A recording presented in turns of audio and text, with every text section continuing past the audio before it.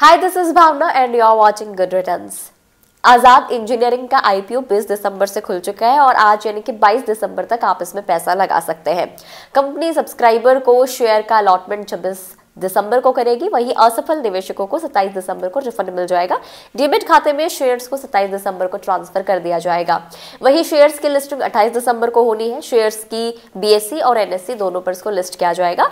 इस कंपनी की खास बात यह है कि इसमें दिग्गज क्रिकेटर रहे सचिन तेंदुलकर ने भी निवेश किया है। इस आईपीओ का साइज 740 करोड़ रुपए का है। इसमें से 240 करोड़ रुपए के फ्रेश शेयर्स जारी किए जा रहे हैं और बाकी 500 करोड़ रुपए के शेयर्स ऑफर फॉर सेल के जरिए जारी किए गए हैं। कंपनी ने शेयर्स का प्राइस बैंड 499 रुपए से लेकर 524 रुपए के बीच में तय किया है। अगर हम कंपनी के काम की बात कर ले तो कंपनी क्या करती है। कंपनी एरोस्पेस कंपोनेंट और टर्बाइन बनाती है। कंपनी एरोस्पेस, डिफेंस, एनर्जी और ऑयल एंड गैस इंडस्ट्रीज के ओरिजिनल इक्विपमेंट्स मैन्युफैक्चरर्स को अपने प्रोडक्ट सप्लाई करती है। तेलंगाना के हैदराबाद में कंपनी की 4 मैन्युफैक्चरिंग फैसिलिटीज है। कंपनी 2 और मैन्युफैक्चरिंग फैसिलिटी लगाने की तैयारी में है। कंपनी का customer base America, China, Europe, पश्चिम एशिया और जापान तक फैला हुआ है। ग्रे मार्केट में भी कंपनी को अच्छा खासा रिस्पांस मिल रहा है। 370 रुपए के प्रीमियम पर ये ट्रेड कर रहे हैं और 900 रुपए के करीब लिस्टिंग की संभावना भी है, यानी कि करीब 71% का मुनाफा इन्वेस्टर्स को हो सकता है। FY 2023 में ऑपरेशन से कंपनी का जो रेवेन्यू है साल दर साल 31% बढ़कर 261 करोड़ रुपए हो गया है, जबकि इसी अवधि के लिए जो इनका नेट प्रॉफिट है 71% गिरकर 8.4 करोड़ रुपीस है। FY 21 और FY 23 के बीच कंपनी का जो रेवेन्यू है दैट इज 43% इसकी CAGR से बढ़ा है और उसी अवधि में PAT मार्जिन 49% की CAGR से बढ़ा है। आज कंपनी के आईपीओ का लास्ट डे है और हमारे साथ कॉन्वर्सेशन में जुड़ रहे हैं mister Vishnu Malpani, whole time director Azad engineering limited. तो उन्हीं से जानेंगे क्या कुछ कंपनी के आगे के प्लान्स हैं और क्या कुछ एक्सपेक्टेशंस है लिस्टिंग की। Hi Vishnu, welcome. Thank you so much, thank you for having me on the show. Vishnu, थोड़ा सा कंपनी के बिजनेस मॉडल और थोड़ा सा ऑपरेशंस के बारे में बताएं। जी, देखिए, आजाद इंजीनियरिंग 2008 में शुरुआत की थी हमारे फाउंडर मिस्टर राकेश चोपदार जी ने, और हम बनाते हैं काफी मिशन क्रिटिकल और लाइफ क्रिटिकल पार्ट्स। तो हम जिस इंडस्ट्री में है उसके हाईली इंजीनियर्ड और कॉम्प्लेक्स पार्ट्स हम बनाते हैं और हम 3 सेक्टर्स को केटर करते हैं। One is the energy sector, second है aerospace and defence, third one is oil and gas. तो इन 3 सेक्टर्स के जो सेक्टर के लीडर्स हैं उन लोगों के साथ, उन कस्टमर्स के साथ हमारा काम है। जैसे फॉर एग्जांपल एनर्जी इंडस्ट्री में GE, मित्सुबिशी और सीमेंस 70% मार्केट शेयर रखते हैं। उनमें से हम तीनों के साथ करीब ऑन एन एवरेज 10 साल से काम कर रहे हैं। एरोस्पेस एंड डिफेंस में हम ईटन, हनीवेल और बहुत सारे कस्टमर्स के साथ काम कर रहे हैं। Similarly oil and gas. तो हमारा जो बिजनेस है वो है करीब 80% एक्सपोर्ट का। हम करीब 15 से ज्यादा कंट्रीज में एक्सपोर्ट करते हैं। आज हमारे पास 4 मैन्युफैक्चरिंग प्लांट्स हैं जो हैदराबाद बेस्ड है और हम 2 बड़े प्लांट्स और ऐड कर रहे हैं हमारी कैपेसिटी, क्योंकि हम ग्रोथ देख रहे हैं इन सेक्टर्स में काफी ज्यादा है। तो हम 8x कैपेसिटी और ऐड कर रहे हैं which will get added by FY 26. So that's a little bit about our business. In fact, talking about financials, हमने लास्ट ईयर हमने FY 21 में 122 करोड़ का रेवेन्यू करा था। हमने FY 23 में 251 करोड़ का रेवेन्यू किया था। इस साल फर्स्ट 6 मंथ्स में हमने 158 करोड़ ऑलरेडी डिलीवर कर दिया है at a 33.3% margin and a PAT margin of 26 crores approximately. Right. Company के फाइनेंशियल अच्छे हैं, प्लस एक और स्ट्रेंथ ये है कि नई कंपनियों के लिए इस वाले सेगमेंट में एंट्री करना थोड़ा सा मुश्किल है, तो एंट्री बैरियर वाली चीज है। इसके अलावा और क्या कुछ स्ट्रेंथ है आजाद इंजीनियरिंग लिमिटेड की? देखिए, ये इंडस्ट्री आपने बहुत सही कहा है कि है ना, इस इंडस्ट्री में लॉन्ग एंट्री बैरियर्स होते हैं और very very high entry barriers होते हैं। क्योंकि क्या होता है, आप पार्ट्स बना रहे हो जो कि लाइफ क्रिटिकल है। आप पार्ट्स बना रहे हो जहां पे लोग ट्रैवल कर रहे हैं एयरक्राफ्ट में और इंजन के पार्ट्स बना रहे हो। So every part is very very, तो जब आप एक कस्टमर के साथ या एक OEM के साथ आप काम करना चालू करते हैं तो वहां से लेके जब तक आप उन्हें ऑनबोर्ड करते हैं, उनके साथ क्वालिफिकेशंस खत्म करते हैं, उनके साथ ऑडिट्स खत्म करते हैं और प्रोडक्शन चालू करते हैं, करीब 3 से 4 साल का है। तो आज जो हमारा कॉम्पिटिशन है, आप देखिए इंडिया में हमारा कोई कंपटीशन नहीं है फ्रॉम अ प्रोडक्ट जो हम मैन्युफैक्चर करते हैं, तो डायरेक्ट कंपटीशन कोई नहीं है। बट आप सेक्टरली हमें जो एरोस्पेस डिफेंस कंपनीज हैं या जो एनर्जी इंडस्ट्री की कंपनीज हैं, आप उन्हें हमने ब्रॉडली कंपेयर कर सकते हैं। But in India we don't have competition. Our competition lies in China. आज हम ग्लोबली चाइना के साथ, जापान के साथ, यूरोप के साथ, कोरिया के साथ, यूएस के साथ, इन सप्लायर्स से हम compete करते हैं। हाँ जी। Right, perfect. थोड़ा सा हम ग्रोथ आउटलुक की बात कर लेते हैं। अभी ऑर्डर बुक कैसी है, आगे जो पोटेंशियल ऑर्डर्स हैं वो कैसे हैं, रेवेन्यू आप लोग किस तरीके से आगे बढ़ने की सोच रहे हैं? देखिए, मैं आपको ये बताना चाहूंगा कि हमने इस कंपनी के माध्यम से पिछले 15 सालों में हमने काफी ज्यादा stringent and long qualification barriers close करे हैं। तो एक बार आप इन सारे कस्टमर्स के साथ क्वालिफाई हो जाते हो, इनके पार्ट्स बनाना चालू करते हो, तब there is a steep growth curve that happens. तो हमने वो जर्नी करीब FY21 से स्टार्ट करी थी। अब देखिए, पिछले FY21 से FY23 में हमने करीब 40% से ग्रोथ की है ईयर ऑन ईयर।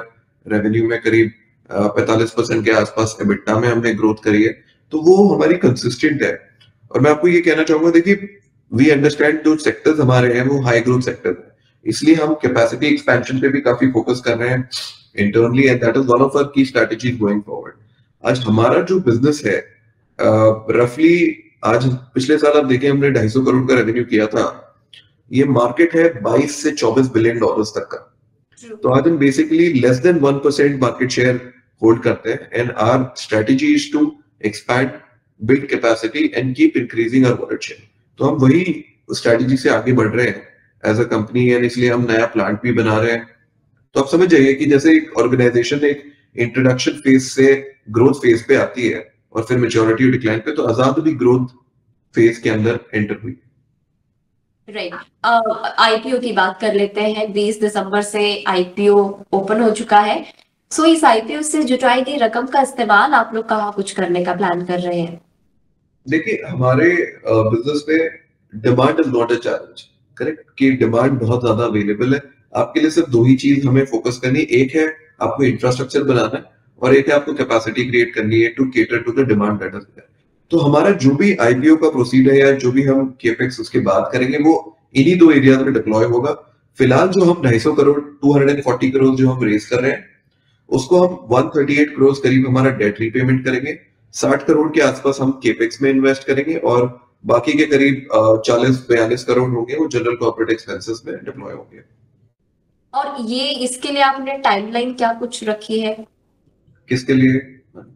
अपने जो आईपीओ की रकम का आप इस्तेमाल करेंगे, चाहे वो आप करेंगे या फिर अपने कॉर्पोरेट पर्पसेस के लिए करेंगे, तो आपने टाइमलाइन कितनी सेट करी है उसके लिए?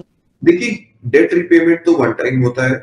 डेट रीपेमेंट इमीडिएटली हो जाएगा। जो होगा, जो केपेक्स में डिप्लॉयमेंट है और जीसीपी है हमारा, वो हम कैपिटल को इफेक्टिवली यूटिलाइज करेंगे। तो जैसे जैसे आपकी डिमांड आएगी वैसे वैसे हम डिप्लॉय करते रहेंगे इन द बिजनेस। क्योंकि देखिए, ऐसा नहीं है कि आज हमारे पास अगर 500 करोड़ है तो हम 500 करोड़ इन्वेस्ट करके वो कर सकते हैं। इस इंडस्ट्री में समय लगता है जब आप कस्टमर्स के साथ काम करते हैं, क्योंकि आप बहुत क्रिटिकल पार्ट्स बना रहे हैं, तो और आप ग्लोबल सप्लाई चेन के पार्ट है। तो इस इंडस्ट्री में जैसे कस्टमर्स भी लॉन्ग टर्म कॉन्ट्रैक्ट्स पे काम करते हैं। आज आपने किसी भी कस्टमर, जो आज हमारे कंपटीशन की मैं बात कर रहा था, वो सारे कंपनीज कम से कम 30 से 40 सालों से काम कर रहे हैं।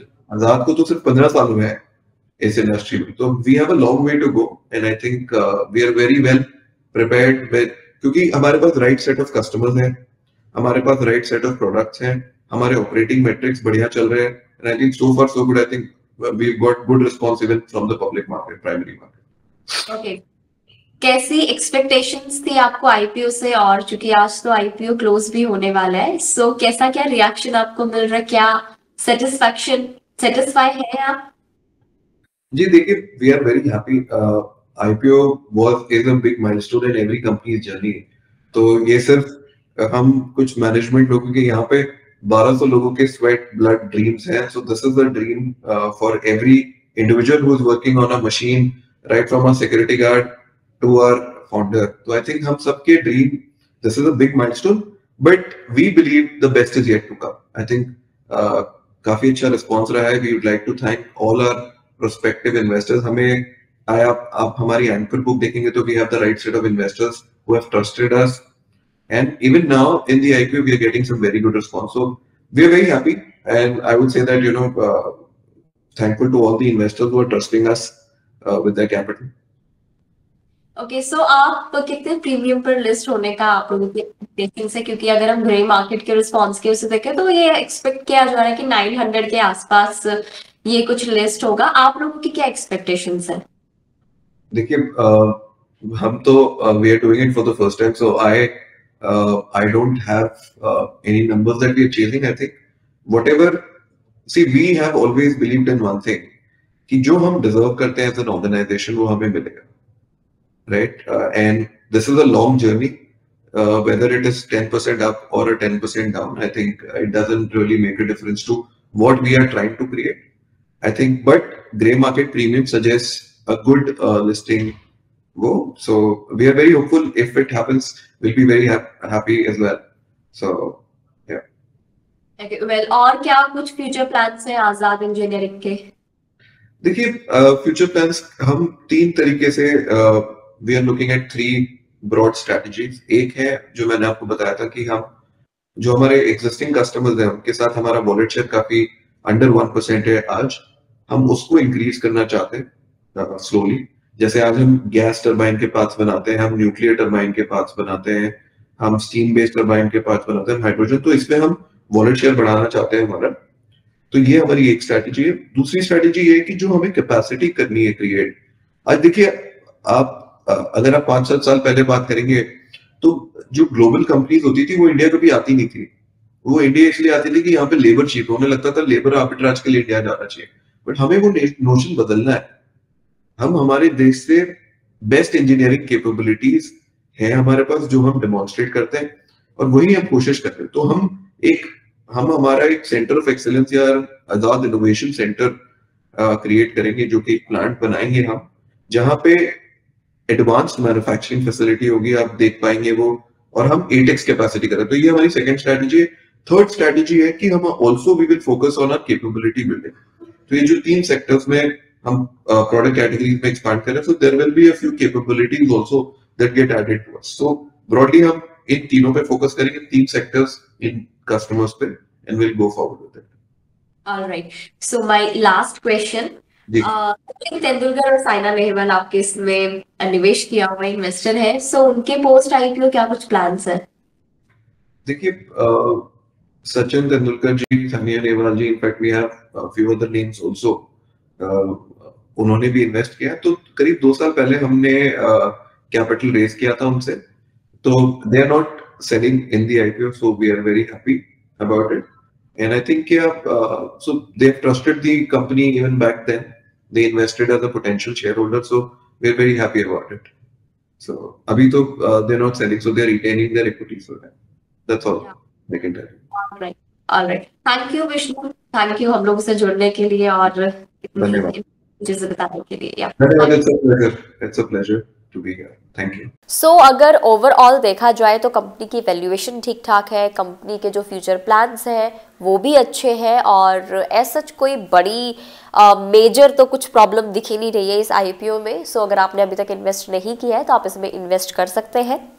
वीडियो में इतना ही। जानकारी कैसी लगी कमेंट करके ज़रूर बताएं। अगर फेसबुक पर देख रहे हैं तो फेसबुक पेज को लाइक करें, यूट्यूब पर देख रहे हैं तो गुड रिटर्न्स के यूट्यूब चैनल को सब्सक्राइब करना ना भूलें।